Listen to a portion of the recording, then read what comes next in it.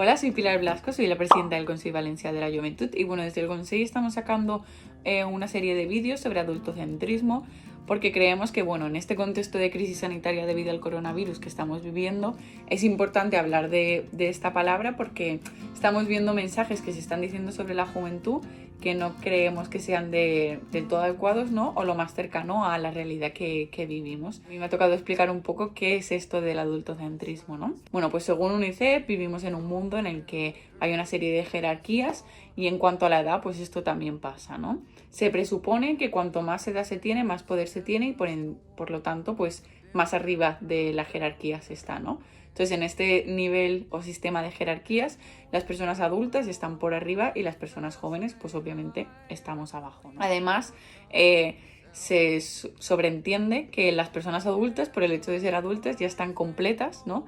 Y pues ya tienen todo claro y ya saben todo. Y en cambio las personas jóvenes, por el hecho de ser jóvenes y que aún nos queda mucho camino por hacer, pues no tenemos claras las cosas y por lo tanto pues no podemos desempeñar cierto tipo de trabajos o no podemos hacer ciertas cosas porque tenemos todo en duda y al no haber vivido todo no somos completos. Bueno, pues desde el Consell queríamos hablar sobre esto porque creemos que muchas veces todas estas concepciones o comentarios paternalistas o adultocentristas, en este caso, que se nos hacen a las personas jóvenes es realmente por el hecho de no conocer, porque muchas veces nos basamos en los prejuicios o en algo que vemos en redes sociales y ya está, sin conocer realmente cuáles son las causas de que las personas jóvenes pues actuemos así o seamos así, ¿no? También quiero recalcar que las personas jóvenes no somos todas iguales y estamos cortadas por un patrón, sino que al final es un grupo de edad diverso también y en el que cada uno es un poco como es, ¿no? Y cómo su contexto también ha hecho que se desarrolle y sea.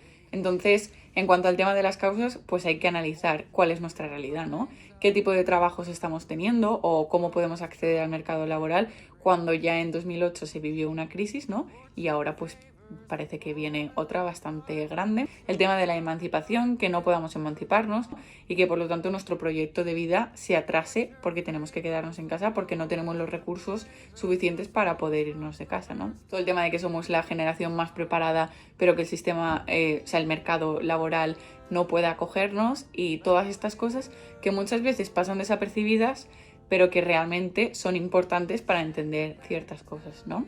A raíz de todo esto también surge un poco la expresión de OK Boomer en redes sociales, sobre todo tuvo un boom bastante fuerte el año pasado. Es un tipo de respuesta a las personas adultas cuando hablan de forma condescendiente hacia nosotras, ¿no? Y no tienen ni esa intención de intentar entendernos o intentar escucharnos. Esta campaña un poco lo que quiere es, o sea, estos vídeos, ¿no? Visibilizar cuáles son esas situaciones que estamos viviendo, que ya vivimos de por sí en nuestro día a día, pero que también estamos viviendo pues en este confinamiento que estamos viviendo todos como sociedad. Desde el Consell os animamos a que, bueno, si sois personas adultas y estáis viendo este vídeo, a que pues cambiéis el chip, investiguéis, nos preguntéis, habléis con nosotros, ¿no? Y veamos a ver pues qué es lo que nos pasa y por qué las personas jóvenes somos como somos, ¿no?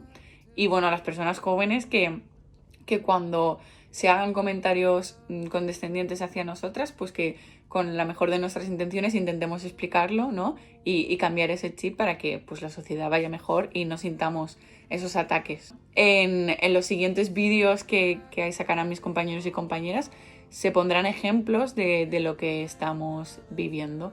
Así que nada, espero que haya quedado claro. Si tenéis alguna duda podéis preguntarnos al Consell y bueno, que esperemos que en un futuro ya no haya más prejuicios adultocentristas sobre las personas jóvenes y que también hayan espacios, ¿no? Intergeneracionales, donde las personas mayores y las personas jóvenes puedan convivir, puedan debatir y puedan hablar y así romper esos prejuicios o estereotipos que tenemos tanto las personas jóvenes de los adultos como los adultos de las personas jóvenes, ¿no?